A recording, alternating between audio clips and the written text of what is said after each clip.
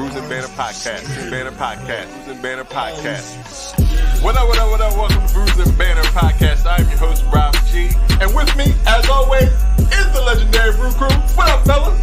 I got water, I got, juice or whatever. It's like, y'all need twin legs? Matter of fact, I do. My question to everybody is, does Delaware have an actual culture? This is the podcast that we talk about beer, but we also talk about a lot of things that's happening in the world, politics, movies, anything really that comes to our mind while we're here sampling these brews. Grab a drink and pull up a chair.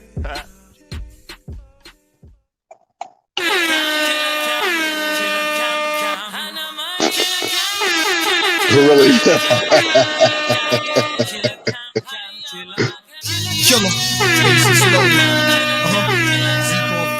Am I delayed back? Nah, you better now. Word. Better now. Yo, rest in peace. Why are we doing this? Rest in peace. This is the wrong set. This not though. This do not. Well, it's not the time or the place. Nope. Man, come on.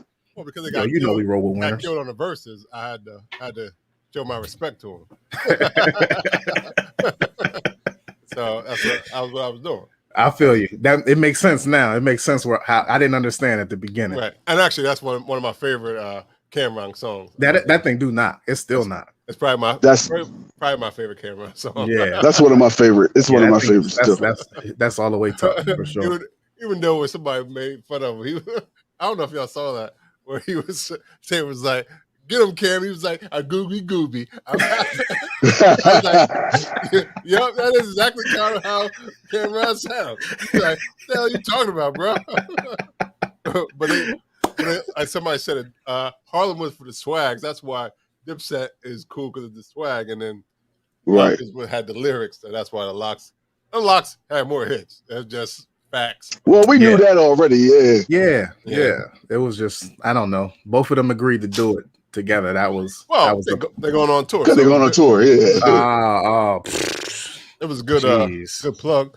Yeah, for sure it was. All right. What up? Welcome to Bruising Banter Podcast, where the topic is the rocket and the brew. That be the fuel. I'm your host, Rob G, and with me, as always, the legendary Brew Crew. What's going on, fellas?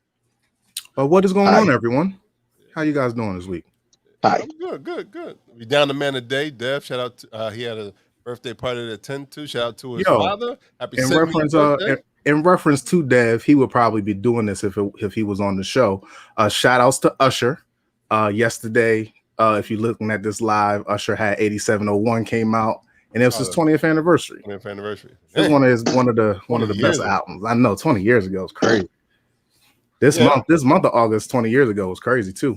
Yeah, 8701 was that thing that took him to. Yeah.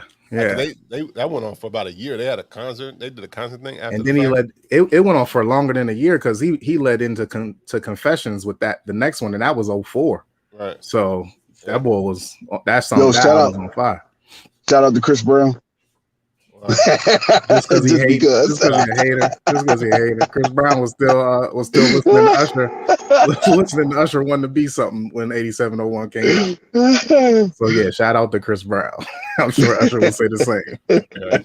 This is episode 130 of Brews and Banter Podcast. So we do have a great guest with us this afternoon. So I want to get him into the room from Proximity Malt. Welcome back to the show, ladies and gentlemen. Craig Fleehart. Welcome. Hey guys. Welcome. Thanks for having me again. Welcome back. That was horrible. No? I thought that was pretty solid. He didn't do his vocal exercises before the podcast this time. Gotta warm up. Okay. I thought it was pretty solid myself. You better get you some. You need to get you some tea. From what you normally do, it was not as enthusiastic or as good. Welcome back. No, that's too much. That's,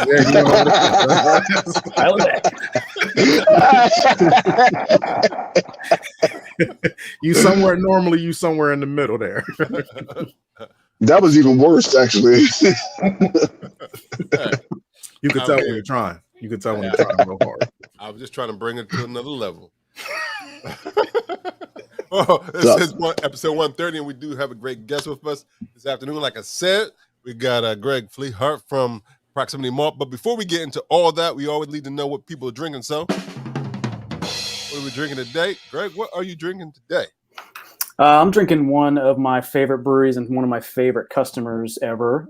This is Pulp American Hazy Pale Ale Citra Motueka from RAR Brewing in Cambridge, Massachusetts. Yeah. So they're not too far away. They're killing it. They're doing tons of beer and using pretty much all proximity malt. So nice. Good guys. What's the ABV on that? This is 6.2, so it's not too high, but it's a little high for a pale ale. But... Mm-hmm. Yeah. All right. Yeah.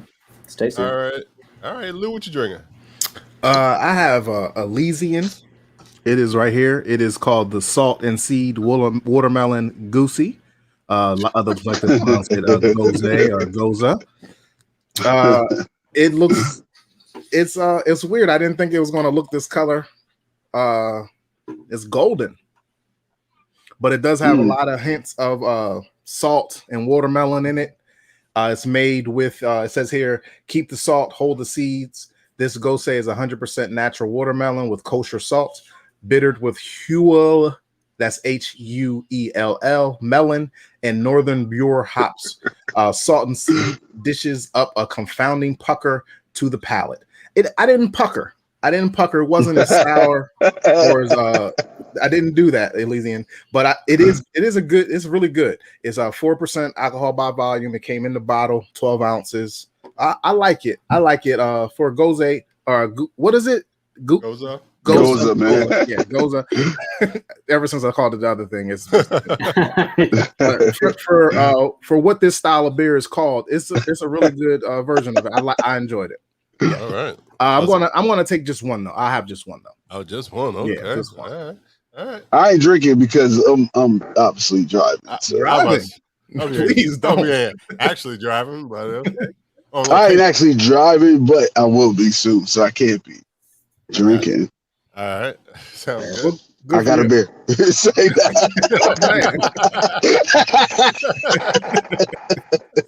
Sheesh. Rob G. Yes, sir. It's been a long week, sir. I don't know if you drunk any beers in the middle of this week, but I know today you do have a beer. Yes. Would you like to tell me a little bit more about it? Yeah, and I think I always drink a beer on Taco Tuesday at least. If I don't drink any other day of the That's week, true. it is Taco That's Tuesday. true. Taco Tuesday. I never know though. Some days I come in and you're like, I didn't drink nothing all week. Then you're like, I drunk every single day. It's all up in the air. Yeah. I'm trying to cut back on a lot of drinking. No. It's too many to taste. It's hard to cut back. Yeah, I got the cascading reactions from First State Brewing Company. There you go. Put it up a little closer. It's their Belgian style. Their Belgian style wit beer. Wit beer right there. 5.5% ABV.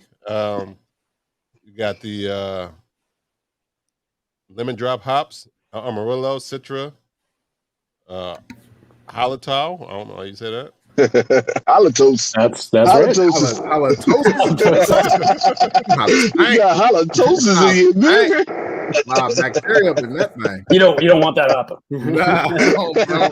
That's not hot made for everything. You also got local Pilsner grains and wheat and oats, and you also got some orange and lemon zest, some coriander, and grains of paradise and chamomile. I mean, you could never say you don't know what's in a First State Brewing. I was about to say, you read that off the can, yo. Everything. That's amazing. I love it. Yeah, I do enjoy that because most beers do not. It is very educational. Yeah. I appreciate that. You know, I like the education. Yeah. Yo, I wonder if they do that so you don't ask them. It's on the can, buddy. Don't ask me shit. It's on the can. You know? Leave me alone. I put it all out there. We already did it. Don't ask me any questions. I don't even. Do you taste the chamomile? I don't know. Definitely. I mean, they make. I haven't had a bad beer from First State. Yeah. I mean, this is a good wheat beer. So if you like wheat beers, this is for you. A Belgian style. I mean, I don't taste the. Yeah, I guess there's a little spice notes in there, so I guess that is the coriander and the grains of paradise, because I'm not sure what grains of paradise really is, but it is a peppery type. I don't know exactly. What is it? A mixture of seasonings? I'm not sure, but it's like they're hard, and it's like, and people put it on like steaks and stuff too. Yeah. It's like a kind of a cross between Like a peppercorn. pepper. Yeah, Okay. Like a really tiny. Okay. Yeah. Okay. Guys, I'd like to go back to my beer real quick. If you at brunch and they be drinking mimosas, this is a perfect substitute if you don't want to drink a mimosa. This is a really good brunch type of thing. With the 4%, it's real drinkable as well. Question for y'all: salt on our watermelon? Some people, yeah. I mean, I don't know. I don't eat watermelon. I've tried it. It's fine. I mean, they say it draws out the juiciness. Like Okay. the salt pulls the water. Would you rather have a regular watermelon or a salty watermelon? I've had it both ways. It's all fine. Oh, both of them. What about with mustard? Have you done that? Yeah, I haven't done that yet. Mustard? My daughter did it. It looked like it was totally disgusting. It's like it? weird, but it works. It's weird. I don't like watermelon. I don't eat watermelon. Okay. I love watermelon. I'll eat it every day, all day. So, Greg, you've had salt and mustard on your watermelon? I've never done salt actually, but my girlfriend was like, "Hey, I've heard this funny thing. People are trying it, and the reactions are the best part, right?" Because I was like, "Well, shit, I'll try it." Put it on there and took a bite, and I just kind of was like, "Huh." It's funky, but it kind of works. It takes some of the edge off of the mustard, and there's similar like earthy flavors between the two. So it's interesting. You know what takes the edge off the mustard? Not putting it on the watermelon. yeah. Who's squirting just mustard in their mouth? Put some watermelon in my mouth to take the edge off. I went to a Mexican food truck, and they were giving away these lollipops, and the lollipops were watermelon lollipops with the Tajin salt, the Tajin spice on it. No, that's all right. That's all right. Listen, that was I wanted to find a watermelon with some Tajin and try that for sure. That's a thought. But the after you got off the Tajin and it was just a watermelon lollipop, it wasn't as good as it was. It didn't taste like a watermelon. You know what I mean? I've had watermelon so many different ways. I've had it grilled with I had it grilled. Have it grilled with salt and then had like a spice on there so that was delicious. So I mean, watermelon is a versatile. It's very versatile. Yeah. Pickle is really good too. I heard somebody was talking about cantaloupe, not so much though. Cantaloupe and like honeydew, they're just like they're the terrible melon. Somebody like cantaloupe tastes like gray. And another person was like, "That was very porta potty of you to bring up cantaloupes." That's stupid. Sorry about them cantaloupe lovers out there, but it's a trash fruit. Yeah, it does smell. It does taste like trash sometimes. Yeah, it needs to stay on the vine. I mean, I could do it on a small scale, but I don't like melon at all. I don't like honeydew at all. Huh. I remember honeydew when I first had honeydew. I was on a plane. I remember. That's why we was kids, and we was like, "Yo!" They gave it to us, and they had it in a nice little bowl. Man, we ate that shit. And we was like, and that was you had like, what the hell is that? You associate honeydew with planes, man. Yeah, but that's all. That's how I remember not to ever eat it again. Right. And then that's supposed to be, we in the plane, it's upper echelon fruits. Look at these fruits. Yeah, dumbass little kids. And it says honeydew, so you think, this is about to be good. Listen, I see dew on the grass and honey mixed with the honey, like it gotta be fire. They should call that shit honey don't.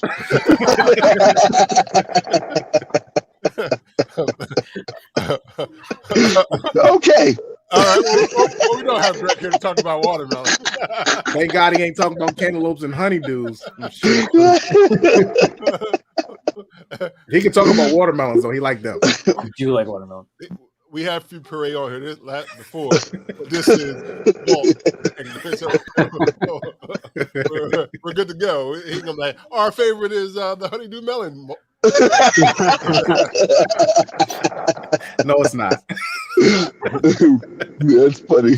I don't know if anybody. I've never seen a honeydew melon beer.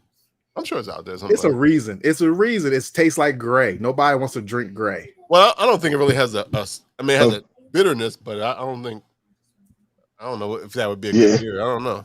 Huh. Well, Try it. that Huel melon hop you were talking about in the Elysian beer, that does have some like honeydew melon character to it. When you use it later, the Huel melon. yeah. Oh, well, there you go. There you go. So it's a little Close bit enough. of a sneak attack with the Right. hop.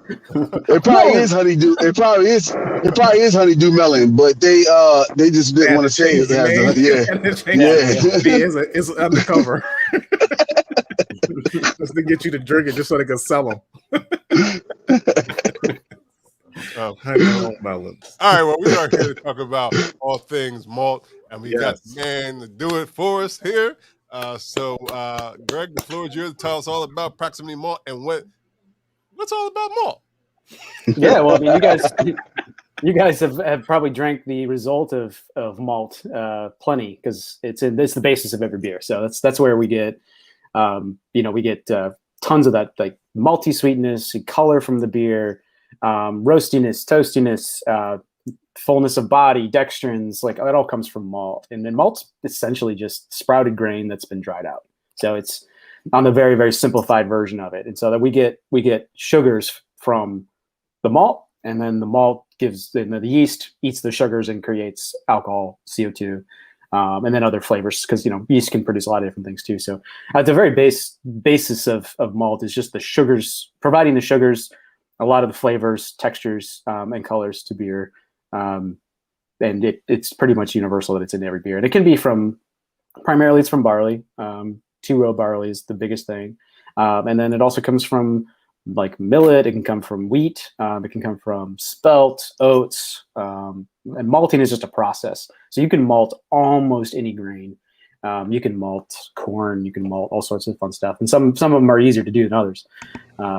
So what we primarily do at Proximity Malt is we do malting barley for brewing, all malt craft beer, and then we do wheat as well. We have a fantastic wheat, and we do some rye, we do oats, and then we do a bunch of specialties. So we actually have a roaster, and we roast a whole bunch of stuff. So we're located not far from you guys. You guys are in what city primarily?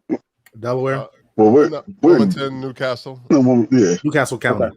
Okay. Delaware. So we're southern Delaware, so we're in Laurel. So we're not. Okay. Yeah. So it's not too far away from you guys. Not at all. Yeah, not too far. Yeah. So the reason why they put this plant, this huge new German engineered beautiful malt plant, in the Delaware area, is because we saw that there was barley fields in that area that weren't changing. They weren't shrinking. They weren't expanding. They were just staying the same. And it's pretty rare in the United States to see that, because it's either there's expansion or contraction, but it was just a stable barley growing region. And primarily it was for chicken feed, because there's Purdue plant out there, there's Tyson, there's a whole bunch of chicken farms out there. And if you drive around down the south part of the Delmarva Peninsula, you'll see huge trucks going through with chickens that are, feathers flying everywhere. All the time. In them stinky factories. Yep. Yeah, Absolutely. exactly. Yeah. So, yeah. So part of the reason why we were down there, a big part of the reason was like, we want to get closer to the fields. So we want to get closer to our customers, and we want to reduce that transportation, cost and carbon footprint and impact. And transportation costs money. Transportation costs money. It costs fuel. It costs time. So they were looking to try to shrink that whole supply chain down and make closer proximity to our customers and to the fields. So we started talking to farmers and contract with them, saying, "Hey, you're growing great barley for feed. How about we give you this malting barley seed that is German? It's European seed. It's really fantastic stuff, meant for all malt brewing. If you grow that for us, then we'll buy that for you at a premium, because it's better quality than chicken feed, and then we can take our plant a few miles away, malt it, roast it, ship it, all from the same location." So we've really tightened up that supply chain, which is nice. And now we're even starting to do some pilot deliveries on our own. So we're kind of cutting out that entire supply chain there too. So we're trying to just keep it as tight as possible, and it keeps it reliable too, which is really nice. Okay. The Amazon of malt. Yeah. Hey, Greg, you mentioned that you could malt any grain. Why do you guys malt barley? Why does beer malted predominantly with barley and not, like, say, corn or oat? Yes, it's a good question. So there's every starch molecule inside of that grain is covered with a protein, like encapsulated with a protein. And some grains have more of that protein around them, And barley has a little bit less of a protein around it, but enough to still contribute like the foams that we want, the bodies and textures that we want. And it also has a really robust husk on it. So the husk actually aids in filtering out the lauter in the beer in the wort. So we crush the grain and you still have those husks intact. It acts as a filter aid in the bed in the brewing process. Okay. So it really helps to have a husk. Barley's a really nice clean flavor. It's a fairly robust grain to grow. It's fairly resilient to a lot of things. It's been accepted for a long time, and a lot of it too is like it has that lower protein. It has that nice balance of things, and you can get good extract, good sugars out of it, and it malts well. So it's both agronomically, it makes sense financially. It's also a pleasing flavor. You can do a lot of things with it. You can roast it. You can toast it. You can make a whole bunch of different things out of one single kernel of barley. Yeah. And it's very diverse, I think, and I think that's primarily why people use it. Wheat is probably the second most common, but that is not as popular because it does not have that husk and it has a higher protein content, which is good for certain things like wheat beers, and you want that really big fluffy head. But you still have more haze from a wheat, so it's not as friendly to a brewer who's trying to make like a lager, let's say, something clean, crisp, and delicious and controllable. Wheat's going to throw a lot more kind of unpredictableness to your product there. So, barley's been accepted as the primary brewing grain since like Babylonia. So it's been right. I think it's also just people just know barley in beer. Gotcha. So what else does malt actually use for besides beer? Yeah, that's a great question because a lot of people don't ever ask that question. But we do supply a lot of bakeries. So malt is often powderized and then put into certain treats. Like a lot of it really goes really well with chocolate. So like Whoppers are malted milk balls. It's just okay. Wow. Those Whoppers. Yeah. Not burger. The chocolate. Yeah. That malt is actually barley malt. I'm about to say, Yeah. newsflash. Whoppers are just malt. They've been vegetarian this whole time. They were vegetarian. He was great. Yeah, he was great. Say, what the hell is the Impossible Burger doing? Oh, They got 2 vegetarian burgers on the menu. I didn't know. Yeah, right. stupid. Like Breaking Whoppers, news. malted. Back in like the 50s and 60s, they had malt ice cream. To go to a malt shop, and that was the same thing. It's just malt powder added to like chocolate ice cream, and it just boosts. It's like a thickening agent and stuff like that, right? Yeah, it just boosts that sweetness and it's like Whoppers is the best example. You bite into a Whopper and you have that really distinctive like bready sweet kind of character. Kind of airy, kind of weird. Yeah. Texture wise, maybe not. Are you guys contracted with bakeries and other besides just breweries? Yeah, so we do provide a decent amount of malt to bakeries, bakery supply companies, and part of the reason we do that is because we have such a sophisticated, such a clean malt house. Everything is stainless, and it's kept really, really well. So we can have higher food safety standards than a lot of malt houses can. So we're able to provide that other. Yeah, I'm still on that you can malt any grain. Like what would I want a oat malt for? Like if it's not for beer, like because you're saying wheat and barley are the main accepted. Who's malting oats? And is there like even a realm for that, like a niche for that? We sell a ton of malted oats for hazy IPA. Yeah. Oh, for hazy. Yeah. Gotcha, So oats are really, really. I mean, you've probably eaten a bowl of just instant oats, and those are just rolled and gelatinized raw oats, and that same texture you can kind of translate into a beer. So that really kind of thick, creamy, milky kind of feel contributes actually to the beer, to the hazy IPA. So most hazy IPAs have a significant amount of oats to them, and most people are using like rolled or flaked. But the problem with those is, again, they're gummy. So you put them in a mash, you try to run water through that, it's just going to get stuck. And you're going to have to add, a lot of people add rice hulls, which are just, the shell, the husk of a rice kernel. And those are really cumbersome to work with, and they're itchy, and they're a pain in the butt. So we started actually malting oats and keeping the husk on the oat. That way you can get the same kind of thing. You can just mill it like normal, it has the husk, and then you can lauter like normal, and you get a great tasting oat product without all the hassle. So that's the reason why we started doing that. And it's been hugely beneficial. And you can use them for like stouts and porters to add that nice silky texture to beer. So I would say a little bit more about texture than anything else. So you guys do them, but they're more obsolete, like more by request type of like the obsolete malts or they're like a specialty different malt. grains. Yeah. Okay. Yeah. So we have a categorization we call like base malt, and base malt is something that you can use for 100% of your beer. So you could do, Pilsner, Pale Ale, our 2-0 base, which is kind of our classic American, malt. You can even do like Munich, Vienna, which are more like German styles. But then we get into like specialty malts where you can't use them for the whole amount of your beer because they won't convert themselves, which is a whole other discussion about, if that malt can convert all the starches in itself into sugar through enzymatic process. Some of them can't because we kill them too high. We kill those enzymes off. And so they have to be added to other things. Plus they're just like so intense you wouldn't want to use them for a whole beer. Like a chocolate malt, something that's really, really roasted like coffee. That's going to be, you wouldn't want a whole beer like that. It would just taste like the worst black coffee you've ever had in your life. Yeah. And you're not going to get any fermentable sugars out of it. You're not going to get alcohol, so stuff like that. Yeah. Now you also said you also do some of the roasting too at Proximity. Is that what you said? The roasting and the toasting. Yeah. So we roasting and the toasting. So the basic process overall is that we get barley in or wheat, and then we steep it for a certain amount of time with air pushing through that steeping process. So we just let it sit in water essentially, and then it starts to sprout like it's trying to grow. It's trying to grow because it thinks it's in the ground. And so it starts trying to grow, and then that little tiny foot, that little acrospire is going to pop out of your kernel. And then at a certain point, once it's a certain length and it's a certain texture and it's a certain, friability is what they call it, which is how much it squishes essentially. They'll take that malt, move it over to germination. Well, first they'll steep it, and then they'll move it into a germination kettle. That germination vessel, then that'll sprout. And then at that point, when they see that it's ready, they'll start pushing air underneath the whole bed. So there's a false bottom on the bed. They'll start pushing it underneath that to stop that process to dry out that grain.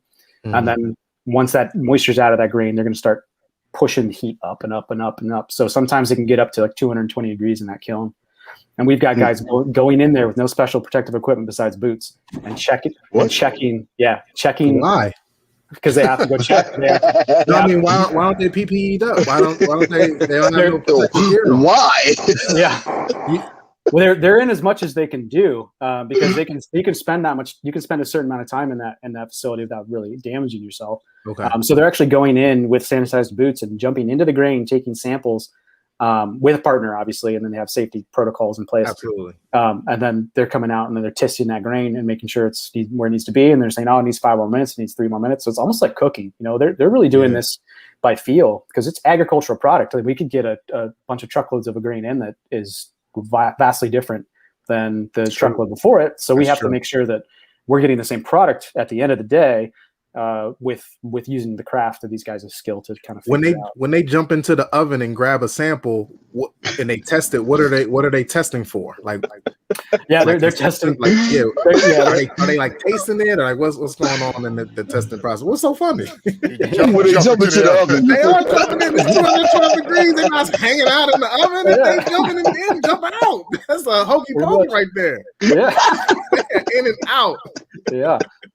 They're jumping in and they're taking samples and they're taking it back to a lab that they have. So they're taking it back to the lab. They're actually analyzing it. Yeah. So we're doing moisture checks to make sure the moisture is within our spec. They're doing sensory checks, so they're actually tasting it to make sure it tastes kind of where it needs to be. They're doing color checks, and then they're doing primarily doing friability checks. So they're putting it through this machine that kind of tests how much effort it takes to crush that piece and how it crushes too. So that's kind of been our major factor for seeing where the conversion rate is on this malt and where it is in its kilning process. It's wild. And the more heat and the more time, you get darker grains. So you can go all the way up to like a Munich, which is like a kind of a German darker grain. And then you can do tons in the germination kiln vessel. You can do tons in there. But you can also take like a pale 2-row or a Pilsner, and you can take that out and it's already done. It could be packaged and sent out and used, but you could take that and put it through our roaster, which is pretty unique to us. A lot of people use a roaster that's like a coffee roaster. So it goes in there, it goes around a drum, it gets, a bunch of heat and a certain amount of moisture pushed into there. But ours is actually this crazy like coil roaster that's electric powered, and it's a continuous process. So we have really, really tight controls over our roasting program. So we can push a certain amount of moisture through there, a certain amount of temperature through there, and we can really dial it in. We can get crystal malts, which are basically caramelized malt, really light to really dark. We can do chocolates, we can do roasted barley, we could do pretty much and everything in between. So we just came out with a brown malt, which is kind of like for porters, old school for porters and stuff. So we can do pretty much anything in the malt house. Now you were talking about Proximity is working on tightening their distribution, I guess, process or their flow. So is Proximity nationwide or is it international, like in terms of distributing their malt? Yeah, we're nationwide. So we actually have 2 plants. We have one in Laurel, Delaware, and then we have one in Monte Vista, Colorado. Okay. And so that's like southern Colorado, and another great malting barley growing region that's pretty immune to kind of changes. So that was our first one. That was about a little over 5 years ago, almost 6 years ago, we started that one. And then I think it's been close to 4 years in Delaware. And then our headquarters is in Milwaukee. So we tried to kind of triangulate where we all are so we can be regional to pretty much everyone is the point. Because a lot of the malting happens for other domestic companies in the Midwest, or it happens on the West Coast, closer to Washington, Idaho, Oregon area. So of those 3 facilities, you guys are only malting at the 2, the one in Colorado and the one in Delaware? Correct. We do have a very small pilot plant essentially in Milwaukee. And that's like a 200-pound one. So it's scalable. So it's an exact replica of our other 2 plants. Same technology and everything, same roaster. But we can just do like 200 pounds of something, see if it works, and then scale it up to what we have on either coast. And also, once or twice a year, they clean it out and they run coffee through it, and then we send it to our customers. So which is pretty cool. Nice. Yeah. Do y'all package like individual, like that a store could sell for like home brewers, or is it just like company to company type situation? Yeah, we do sell to homebrew shops. We do. Oh, okay. We sell directly to homebrew shops. We've got a bunch of good partners there. We also sell through a distributor called LD Carlson, and they will kind of take our bags and they'll cut it down to smaller sizes for home brewers. I think they can order online. And then we do have like a homebrew shop up in Milwaukee where people can come and grab smaller portions. But most of the sales we do are to directly to breweries. And we sell we sell in 55-pound bags, 50 to 55-pound bags. We're transitioning to 55 right now. We sell in super sacks, which are like about a metric ton bag, essentially sits on a pallet. And then that goes through a special conveyance thing that people have. And then we also do bulk silo fills. So, 50,000-pound truck rolls up and pneumatically pushes grain into a silo, and then people just pull that grain right out and use it for their beers. So we do that for a few free customers as well. Milwaukee, home of the Bucks. Yeah. How long does it take from grain from coming in to going out for the actual grain? So it's usually about a 1 day steep, and then it's probably like a 3 to 3 day germination, 2 to 3 day germination, and then a day of kilning. So it's usually less than a week total time for most grains. And then roasting is usually pulling from existing like a 2-row barley that we pull that's already malted, and then we'll pull to make our specialties, because we do that a little in smaller batches to make sure we're not overproducing something that is moving slower than like our base malts. Yeah. And how long is the shelf life of that once it gets to the... once it's malted and ready to go, as long as it's kept in the bag and sealed up, and you have a fairly low humidity environment, it could be good for over a year in the bag. Wow. Yeah.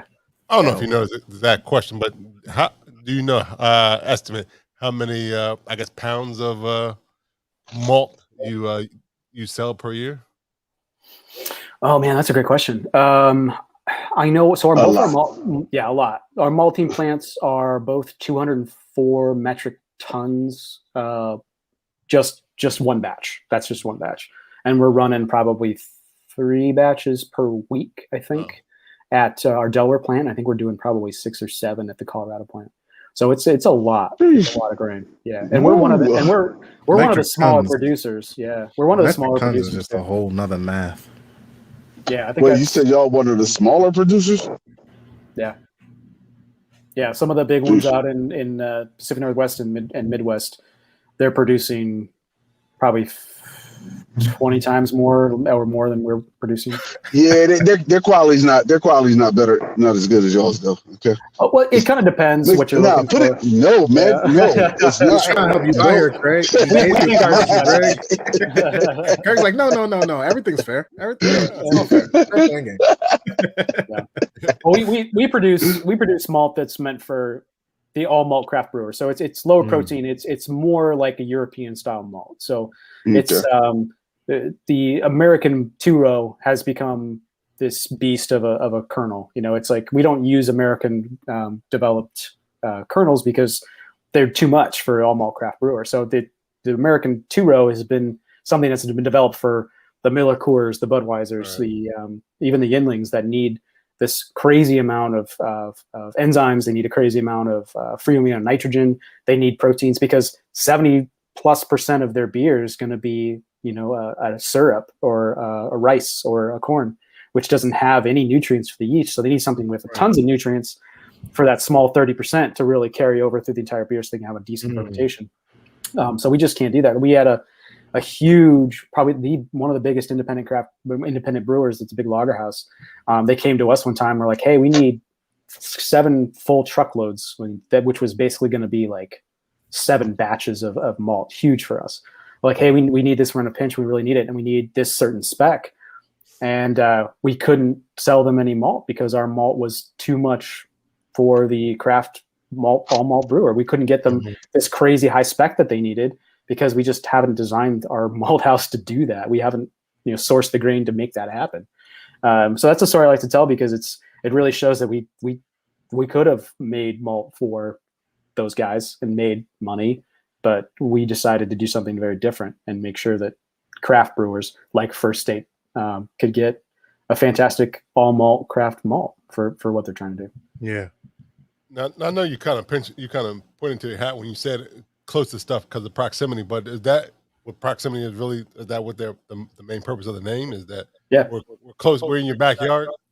Yeah, we're closer proximity to our field to our growers. We have really close relationships with our growers. We have that proximity is there on the supply side, and then we are our malting house, our roasting house, and our shipping facility are super, super close. They're almost the exact same place. And then we located ourselves to be close to brewing hubs, so we have Richmond, we have Wilmington, we have Baltimore, we've got, Asheville, we've got all these fantastic, it's a drive away. Yeah, it's a drive away, but we're still from a producer. We're less than 8 hours away from vast majority of everything on the West Coast. On the East Coast and the West Coast. So we're closer to everybody. And then too, like on the customer service side, we have a sales team and a customer service team that's bigger than almost any other malt producer. And we're not as big as those guys. So we have smaller territories and we are out on the road all the time talking to our customers and trying to, tell the story to new customers. So we have a really fantastic and robust team that's making sure that people are taken care of and that things are done the right way. So I think we're also trying to be closer to the customer relationship wise and make sure that, that relationship stays positive. And if anything goes sideways, because that does happen. I mean, it's an agricultural product, it's brewing process. We can be there to help, right the ship and make things right. Or if they get in a bind with another supplier, we can help them out with the substitute and vice versa. So. Yeah. The Chick-fil-A of malt. Yeah. They open on Sundays though. No, I get weekends off. It's great. Oh, no, never mind. Sorry, he gets Saturday and Sunday off. Excuse me. Sorry. Yes. Nice. Different from the brewing world. I had a question for you. But being as though that your fields are in Delaware and in Colorado, it's winter times in both of those states. How do you guys do it do you guys have an all year round growing, or how does your harvest go? How does it last the whole year? Like, how do you guys know that you're going to Yeah. have enough to get you through until the next harvest is ready. That's Unless a your guys great are question. planting all year long. I don't know. So we do something a little bit different as well because again, trying to mitigate risk. So we do winter barley. So winter barley is just a little bit different of a planting thing. You can winterize almost any growing barley, but what we do is we plant it in the fall and winter-ish. It starts to sprout a little bit, and then kind of once it's about maybe this tall, it just looks like grass. And winter comes and it goes fairly dormant, but it still is respirating, still scrubbing CO2 out of the environment. Excuse me. And then it keeps erosion from happening in the fields. And then once spring comes, it continues. It starts to grow again. And then in about June, we can get a harvest. So harvest time for us is June. And they can get these massive harvests. And they're putting it in silos of their own on the fields. And then it'll store for quite a while raw. And then we're bringing it in by the truckload, filling our silos. And then once that dormancy phase is over, which means the malt won't do anything, the grain won't do anything for a certain period of time, because it doesn't want to, they've kind of bred it to not sprout on the field. Because if it was just sitting out there field, you get a big rain, it'll start sprouting. So there's a certain dormancy phase that it has. So we keep it and make sure that it's going to do what we need it to do when we need it to do it. And then we'll pull those off to make our batches. So we get enough in one harvest to kind of hold ourselves over for the entire year. And then we'll just take, increments out of our storage silos to make that work. Wow. Okay. Yeah. So most harvests are spring barley. So they'll be planted early spring, and then they'll be harvested probably like early midsummer. And there's really not harvesting late spring. Yeah, we're harvesting in late spring, which also allows the farmer to then go turn around and immediately replant soybeans, and then they can have a whole second harvest. So if you don't do that, it's just one per field. That actually was going to roll into my next question. I was like, y'all are planting this barley on this land all the time. Isn't that stripping? And you mentioned something about erosion earlier. Isn't that stripping the nutrients from the soil? But you answered the question by saying they get to plant the soybeans, which I'm assuming is a totally different type of thing from what it would take for the barley. Yeah, it regenerates the soil. So it puts a bunch of nitrogen back into the soil from its roots, and they're complementary. So the barley and you can do that for generations. That was which my is question. nice. Oh, okay. Yeah. So can somebody come into the facility to tour the facility? This sounds interesting. I'm just curious because I need to see what's going on. You want to go in the oven? You want to go in the oven? I was going to wait until we were off air, but I'm glad you asked. It was on my mind too. Yeah, we love got at least two of us that's ready to tour the joint. We love doing tours. You guys could bring cameras and do a little interview because Matt is our director of quality, and he's kind of oversees both plants. He loves giving tours, and then Vic's our kind of plant manager, so he's in charge of actually operations day to day at the plant, and they love giving tours. And it's a pretty cool thing to see, and you really kind of experience how much craft and how much skill goes into making malt. Even though there's all these computers and everything's practically automated, there's still so much variable that they try to make sure they try to mitigate. It's pretty incredible to see. So it's much more like craft brewing than I thought it would be. I thought it'd be much more agricultural based, but it's a little more like cooking or like craft brewing. Yeah. Makes sense. If somebody go ahead, Rob. Oh no, you go. If somebody you made a malt for a brewer and you gave it to them, and then you were able to taste the beer, but it was not like just good, but just not what you were expecting. Can you tell a story similar to that? If that makes any sense. Was that a good question? Maybe it's not the malt fault. Maybe it's the no. I'm not saying it was a bad experience. I'm saying you gave them the malt, and then when they responded with the beer, you were just totally excited and taken aback by how that malt was introduced with the beer that was made.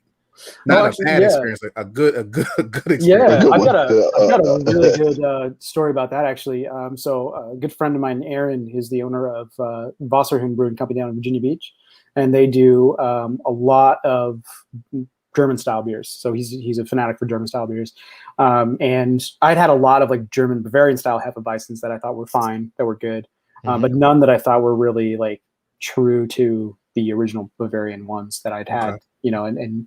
And so I went down there and I he was busy working in the back with his brew team, and I ordered one of his Bavarian Hefeweizens, and I was just absolutely blown away. It was the best Bavarian Hef I've ever had, and it was like rich, and it was malty, but it was spicy. It was like everything you'd ever want, and it had the right color, which they're actually a little bit darker than you think. So a lot of times people are using like Pilsner malt and wheat. And I was like, dude, how'd you get this good? This is the right color, but it's still got all the texture. It's amazing. It's perfect. And he's like, yeah, this is pale ale malt, which I was like, wait, what are you talking about? Pale ale malts like are British malt. Like it's supposed to be like a Maris Otter British substitute. No one in the right mind would put it into Bavarian Hefeweizen. It's just like no one would ever recommend that. And then our Mid-Atlantic wheat, which made sense because our wheat is meant for that sort of beer. And then he did like a Cara Munich, so it's like a kind of a caramel kind of color malt, which again people wouldn't usually put in these kind of beers. And I said, why'd you use pale ale? He's like, well, I want to get that color, that nice texture, that foam, and a little more body, a little more sweetness. It's a low alcohol beer. I wanted to really get that in there. And man, I've been telling everybody about that since, because I never would have done that. And it was perfect for that beer. And it was completely out of the range of what I thought that malt could do. And he turned around and made it happen. And it's phenomenal beer. That's good, man. Yeah, that's a good story. Yeah, that's really good. No. I don't know if you know this. That's another question. I don't know if you know, but who uses more malt, East Coast or West Coast? Ooh. Well, I think probably true malt. I mean, West Coast maybe, because there's the hazy craze. There's a huge percentage of a hazy that's like flaked stuff. So if you're looking at just, pounds per barrel of actual malt, it might be West Coast. But that's changed too, because so many people are doing hazies over there. Malt, the amount of malt in the beer contributes also alcohol level. So the more sugar you can pack into that beer, the more there's food for the yeast, and the more sugar that the yeast eat, the more alcohol's in the beer. So like barley wines are probably the best example of like the highest alcohol you can get, right? And those are just packed full of malt. So more high gravity brewing. So when people are doing big imperial stouts, if people are doing double IPAs, that sort of thing, that's going to be a huge percentage of malt. So I mean, there's definitely a lot of imperial beers out here on the East Coast for sure. Gotcha. Now another question. It's kind of more about you, I guess, because a lot of people who might have listened to the podcast before were like, "Hey, I know that guy. He loves companies that start with P." I know, right? I know. All my hats have P on them. So you've been on the brewing side and the supplier side. Which one do you prefer? Right now, I'm preferring the supplier side, but like the producing side is so much fun too. It's a different thing. Like what I enjoyed about the producing side was obviously the creative outlet, and kind of being able to tell a story with a product, and then creating something unique and interesting, and the feedback of like, and how much control you have over that final product too. And what's been cool about being on the supply side is I've been able to kind of reach out to my friends, and make a lot of new friends and meet so many great brewers and kind of help them create the best beer that they want to create. So it's much more of a supportive role, but it's been really rewarding to make those connections and leverage those connections. And going out and meeting new people and talking to existing friends and stuff has been really cool. It's a different pace too. I mean, there's obviously stressors in sales and in marketing and and being a customer service kind of representative, but the stresses are very different. But overall, it's been really fun to be able to kind of just see more of the region and meet new people, and taste a lot of new beers and get surprised by what people are doing out there. Has being on the other side helped you with your sales? Oh, for sure. I mean, I can roll into a brewery and one of the first things I say was like, yeah, I was a craft brewer for almost 12 years, and then so people are like, oh, okay, well, you get it. You get what logistical problems we get, what we have. You could probably tell us, I'm using XYZ right now, and I'm not super happy with it. What's a better option? So I can really speak to the product, and I've used it for a Precarious Beer Project. We were doing my last 3 years I was there, we were doing almost 100% proximity malt for all of our domestic stuff. So I was using the malt, and so I can attest to the quality, and I can attest to kind of what you can do with it. So it really does help, and people don't see me walking in as like just a sleazy sales guy trying to get them to buy something. They know if I was a brewer and I've used this malt before, like I'm not going to just try to sell them something they don't need. It really is about trying to find the best solution to the problem. And do you find a lot of like brewers make that transition, or that is it rare that they go like people go back and forth or not? I think people find something unique about what we're doing, and we'll latch on to certain malts that they really love from us. And then, it's a big ask to get somebody to change the base of all their beer, like just the basis of all their beer. Like, go ahead and, why don't you just go ahead and change it? Like that's a big ask. And sometimes we do get people to do that, and they really love switching over. But sometimes people will keep, a certain malt that they're dedicated for their flagships, but then they'll take, really cool specialties from us that they find are a better quality. Or they'll change, their Pilsner malt because they can't get the import stuff anymore, which is a big problem. So we're seeing a lot of that recently is people can't get the British import stuff. They can't get the German import stuff, especially. And we're one of the only ones that really have that low protein quality Pilsner international style malt. So we're able to supply them with that, and they're able to keep rolling and keep brewing. So I'm assuming that's because of COVID and stuff like that. The supply chain has broken down a little bit. That and COVID was kind of the biggest instigator, and then shipping containers were at an all-time low in terms of availability. There was like a German dock workers strike that was happening too, so that didn't help anything.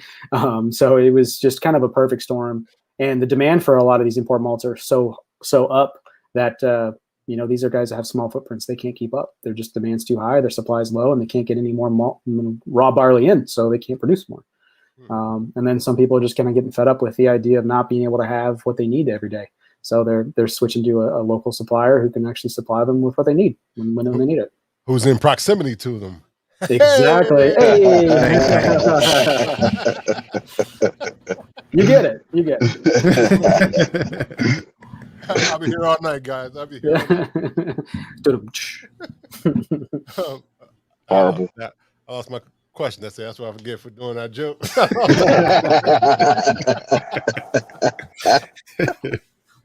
I really did. This much. Yeah. Forgot.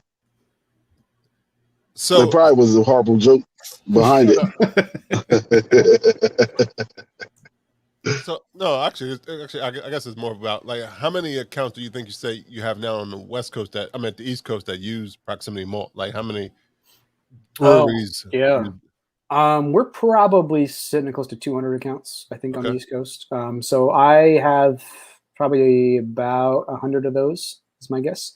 Okay. And so I'm Delaware, Virginia, DC, and Maryland, and then I just took over North Carolina on Friday. So it's brand new territory for me. We don't have a lot of business down there, so that'll be kind of my new focus in the next few months is really getting down there and seeing people.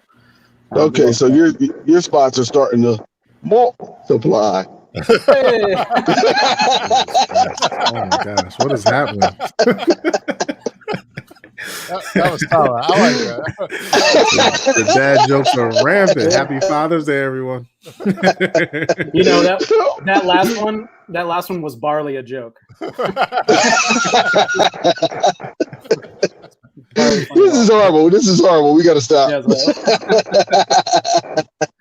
You said North Carolina. Is that all North Carolina, or just like parts of it? All North Carolina. So what do you do? Asheville up in there. So that's a big brewing spot. Yeah. North Carolina is huge, bro. I think you just doubled your whole region. Pretty much, yeah. It'll definitely be at least 30% bigger for me. But it's going to be. There's a lot of potential down there. When you say potential, how do you do it? Do you just walk into a brewery and start talking, or do you start a relationship through email, over the phone? How does it begin? A little bit of both. So what I'll do is I'll say, hey, I want to go to, I'm going to go to Wilmington, or I'm going to go to Asheville, or I'm going to go to any of these like kind of regions, and I'll say, what are the breweries in this region that I want to try to hit and like talk to people, and then I'll do some research and try to find their their email addresses for the people that are decision makers, or just call the front desk and be like, hey, I'm going to be in town. I'm going to stop by. I just want to say hi. And then, because I want to give people a heads up, I don't just want to like drop in on people. Okay. If I don't get a response in a couple emails, then usually I'll just swing by, see if the door's open, especially like the back door for the brewing area, and just kind of say, hey, you got a minute, and really just try to start a conversation with somebody about it, and kind of see where they're at with their brewing, what they're using currently, and see if there's a spot that makes sense for proximity malt. And it's just about keeping that relationship open and answering questions. Is there anything that ends up being wasted? In the process? Yeah. So we do have what's called food. What do they call it? Animal feed. So that little acrospire that grows during the malting process, that usually gets debearded in the one of the processes. It gets cleaned up, so it gets knocked off, and then it just gets collected. We don't really have a lot of use for that. So we sell that as animal feed to local farmers for stock, livestock and chicken and stuff like that. So the waste product does go directly back to the farmers. And then we do go through a lot of water, but a lot of that's reclaimed and a lot of it's well, so it goes right back into the system. So it's a pretty low energy consumption overall, given what we're doing. And a lot of our energy comes from renewable sources like wind and solar, which is great. Yeah, so we try to keep it as green as we can. It still takes a lot of energy to create malt, but we're doing what we can to keep improving that as well. Has there ever been an opportunity where you looked at a brewery and like, I'm not going to sell them my malt? There's only been one time I've done that, and it was a brewer that I rolled up to, and it was basically a house, and it looked like no one was home, and there was a sign in the window, but there was actually part of a house, and I was like, if they're making beer, they're making like 5 kegs a year, and this looks sketchy. I don't get shot, so I didn't go in. Your safety is paramount. Yeah, that was about it. That was the only time I was like, nah, not worth my time. But any other time, if it's not a sketchy place, even if it's kind of sketchy, doesn't really matter. I'll go in and talk to people, because everyone needs kind of sketchy. Yeah, I can deal with a little bit of sketchy. I can deal with sketchy. Not all the way. Yeah. It just depends on the stabbing possibility rating, Oh, the stabbing rating has to be below 4. Yeah, exactly. That's terrible. I like it. I wonder if they really brew beer or they brew something else. Like maybe they mean moonshine or something. Maybe they didn't. Yeah, right. Man, they was making meth. They was making meth. Yeah, in that side garage. Yeah, first rock's free. Right. We got beer. We got rock. Oh man! We sell to distilleries too, by the way. So if it was moonshine, I'd still go in. Okay. Right. There you go. Oh yeah, because they do use grains and stuff like that. Huh? Yeah, especially for bourbon and any whiskey, basically. Yeah. Moonshine. How about that? Multiple uses of multiple again. Uses of grains. Yeah. Who knew? I did not know. I just thought it was bread. Well, I know it's beer. Yeah. I drink a lot of it, but there's a lot of people that are using it for that use it for like bread loaves for stuff. So they'll put like malt powder in dough to give it a little more like sweetness and intensity. A lot of pretzels, like Bavarian pretzels, have malt powder in it. Yeah. But are y'all selling the powder, or y'all just selling the malt to the bakeries, and they'll make the powder themselves? Yeah, typically, yeah. We'll just sell them the malt itself, and then oftentimes they'll process it down to where they need it. But y'all also do process it down too. You can also do that too. Y'all do that as well, or no? The most we do is we do have a mill on site that we can pre-mill for any customer that needs it. So we'll mill down as tight as you want to go, any level of grind. But we have a pretty standard grind that we use that works for most people. So that's our kind of go-to. And then they'll run it through the mill. They'll spec it out. They'll make sure that it's where it needs to be before it gets packaged. But that's actually seems to be becoming more and more popular as people just want us to mill it for them, because we can get a really nice, really specced out grind, and people won't have to worry about adjusting their own mill. Yeah. Especially for something like malted oats, which is a totally different morphology of grain. It runs through the mill slightly differently, so we can adjust specifically for that, and then send it to the customer milled, and they don't have to worry about changing their mill gap and doing any of that. They can just throw it in the mash tun and be done. So Right. Now I know you before we started, you said you could probably talk about malt for hours, but I won't make you do that. I'll put you to the test. But it's already been an hour. Jeez. Yeah. But is there something, I don't know, maybe it's as a fact that you want like people to know, or a fun fact that you go in the breweries and tell that may not know about malt? Like, is there one nugget of information and be like, oh, I didn't know that?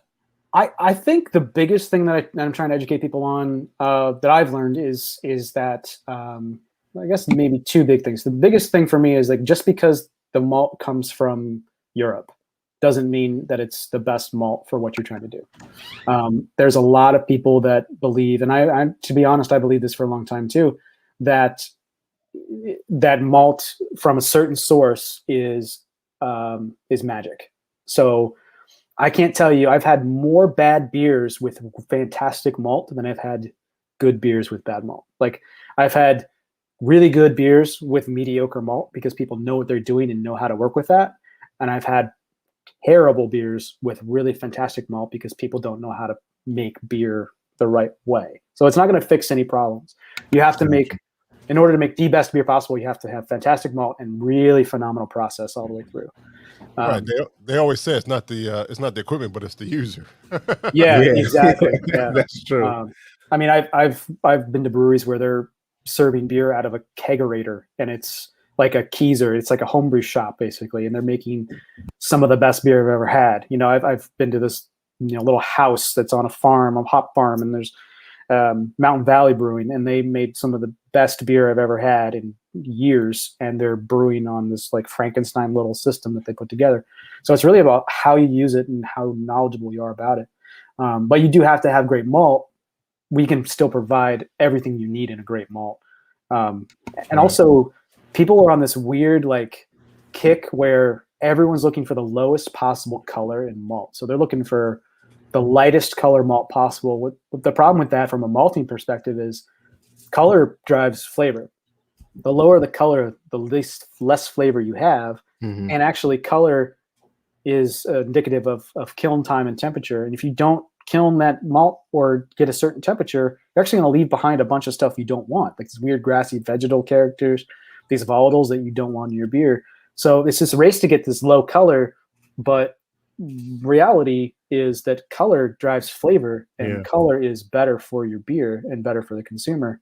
And people are nitpicking between like 1.5 Lovibond, which is a color rating that's like ridiculous, and 2.5 Lovibond. And if you make a beer with those two, you're not going to really see any difference between the two. And the color, then the 2.5 is going to taste a lot better than the 1.5. Right. So I think people focus on weird things about malt because I think there's not a lot of education about malt. People are much more about hops. It's a much sexier thing. Mm-hmm. Right. But really, malt is driving so much of the industry.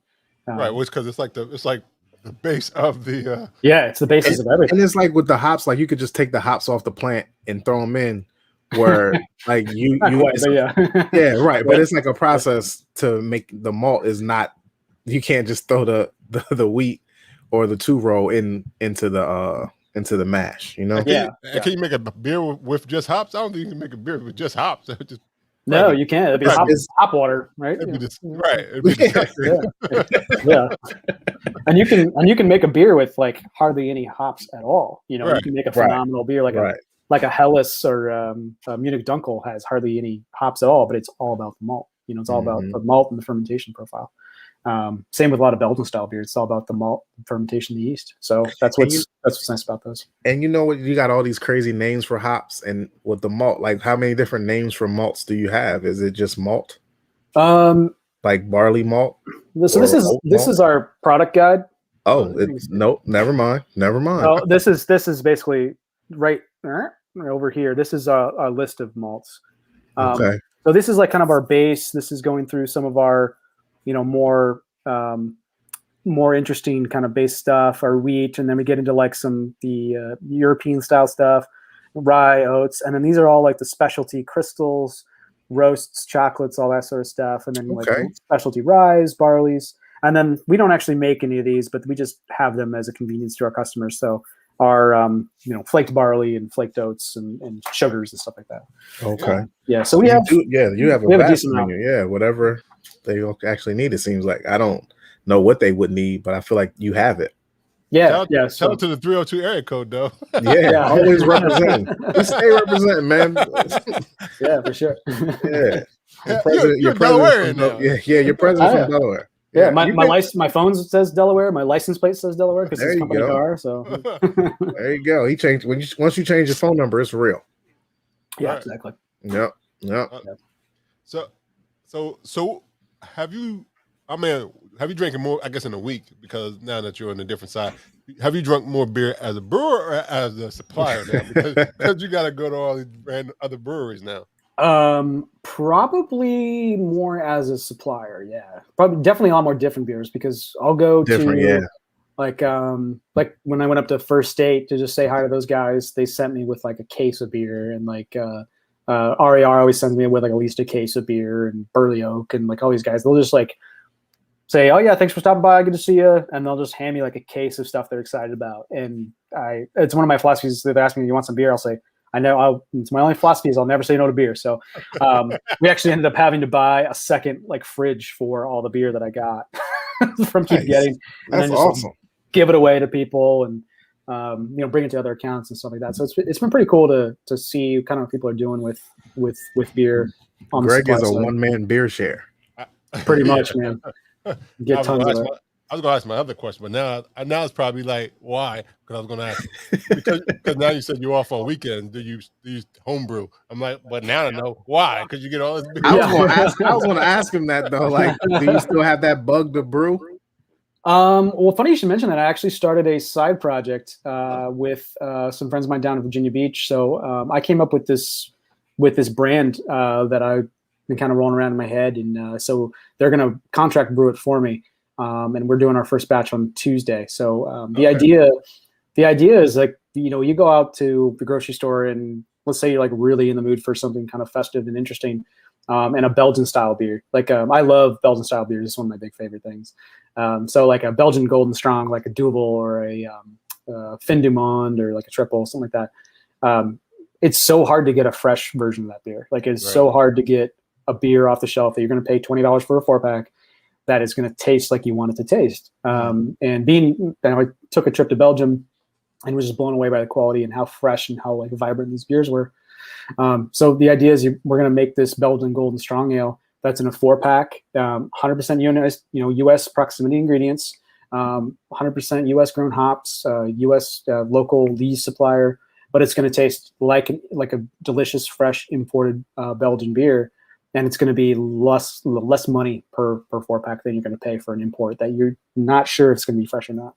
And so that'll be available in Virginia to start, and then North Carolina, South Carolina, and then probably DC soon after that. And then maybe what's that? Right. Isn't proximity in 302? In 302. But I live in Virginia. So. I know. Yeah.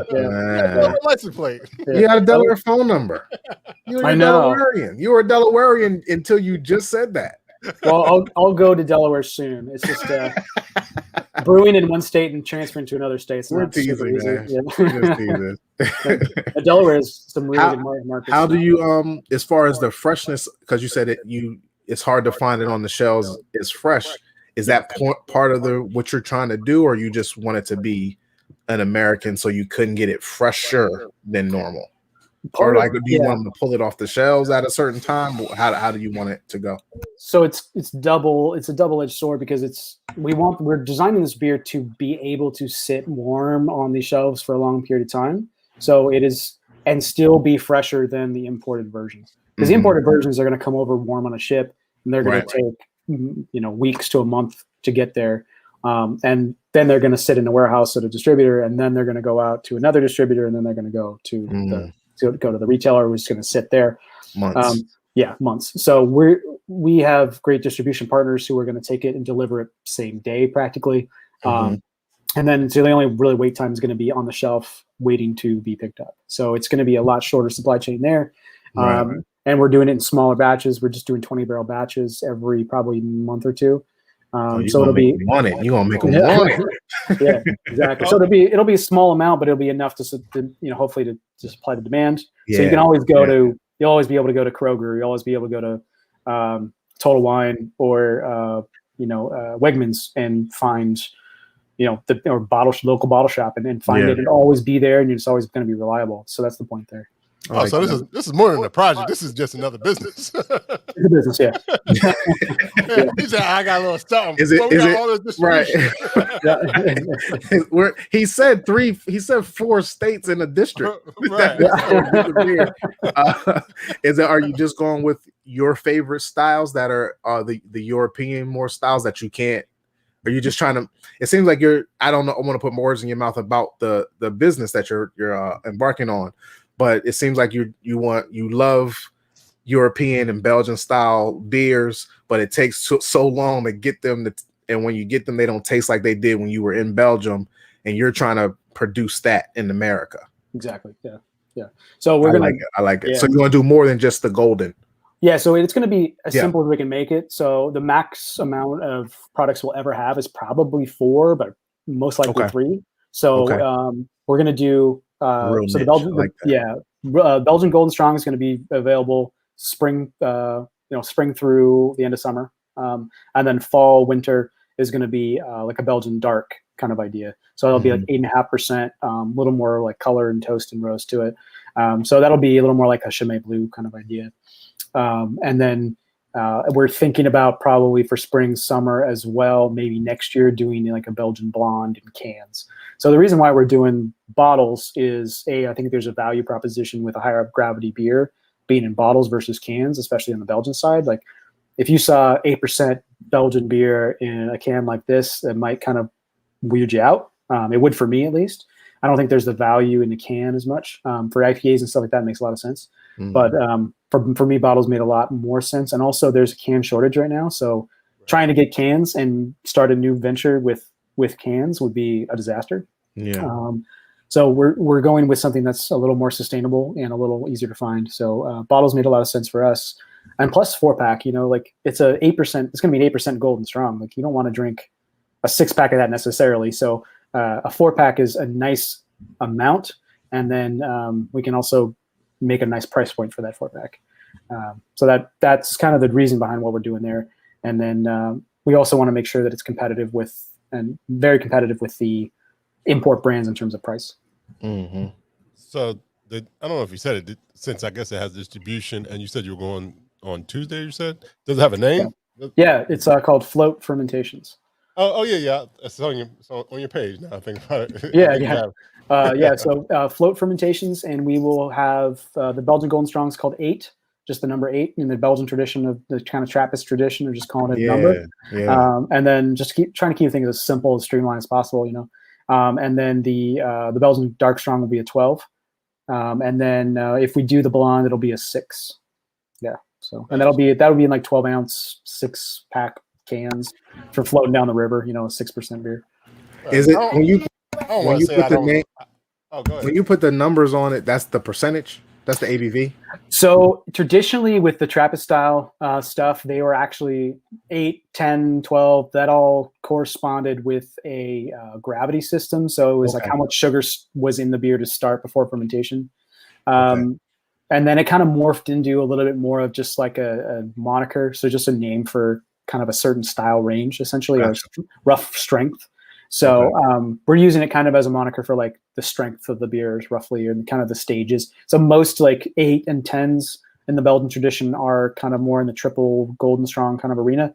And then 12s are almost exclusively Dark Strongs. Mm-hmm. Yeah. I love it. I can't wait to taste it. Nice. I'll send some to you.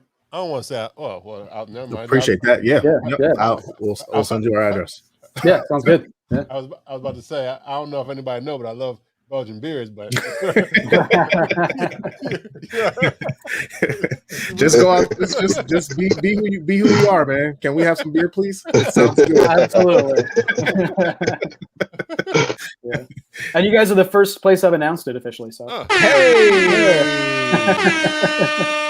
Well, there we go. We got the Whoppers and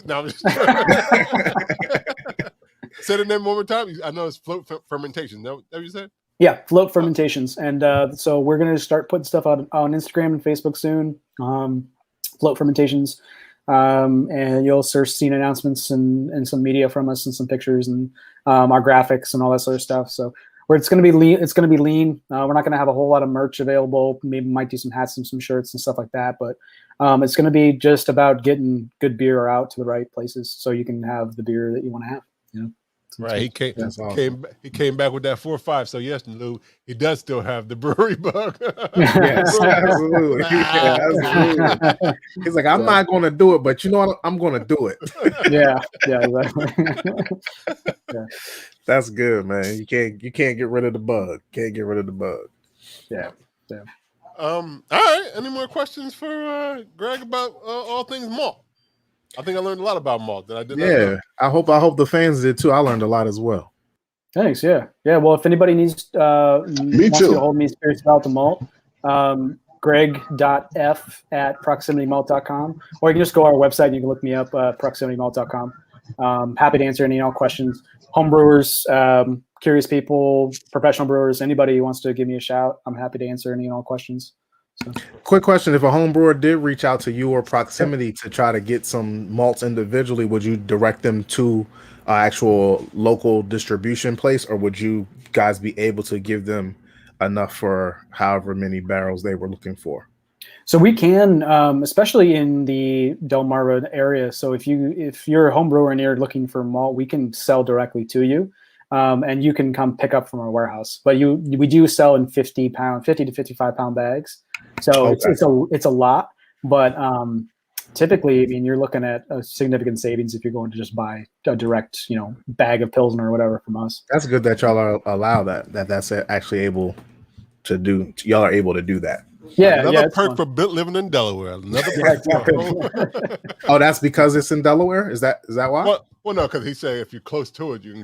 Yeah. Okay. I thought it was like something. You know how the incorporation laws and stuff. I was like, oh, you could sell barley to sell malt to regular people. I didn't know. Yeah, well, luckily it's it's not an alcoholic product and it's not necessarily a food product, so it's kind of in this just commodity product kind of idea. So it's not as regulated as a lot of things. So it's pretty easy to sell to whoever is looking for it. Cool. I think we'll make a malt shake food truck. I don't bring back malt shakes.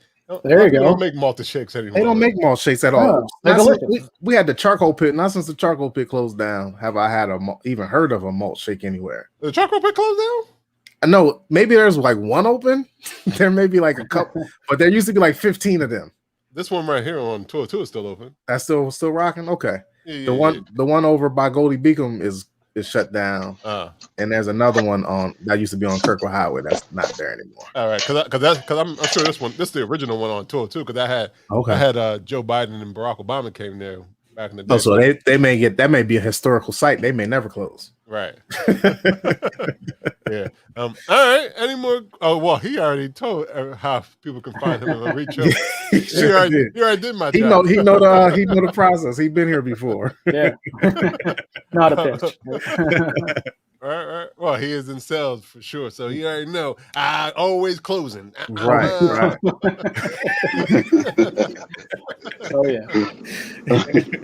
It's like a ghost. It's like a ghost. All right, because I didn't even know he was still on there.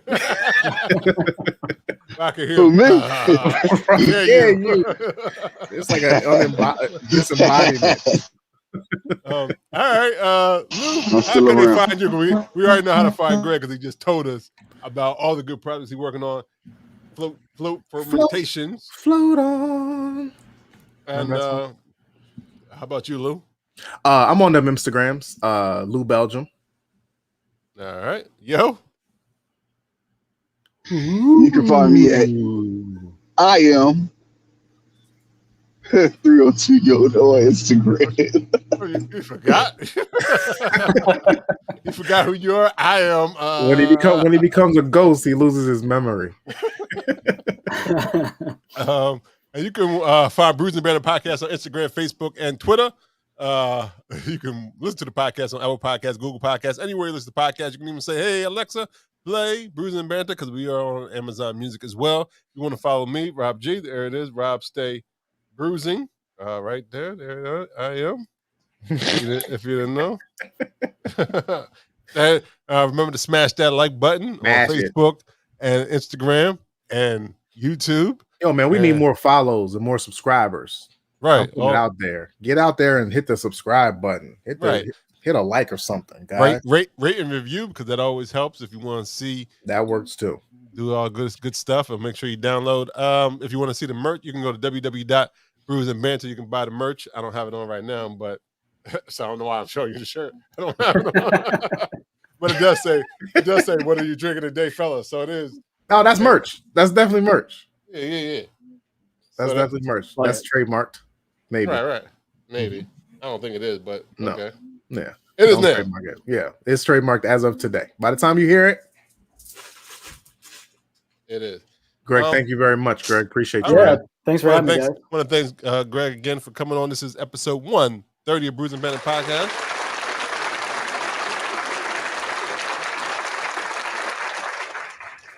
Until next time, have a good week, everyone.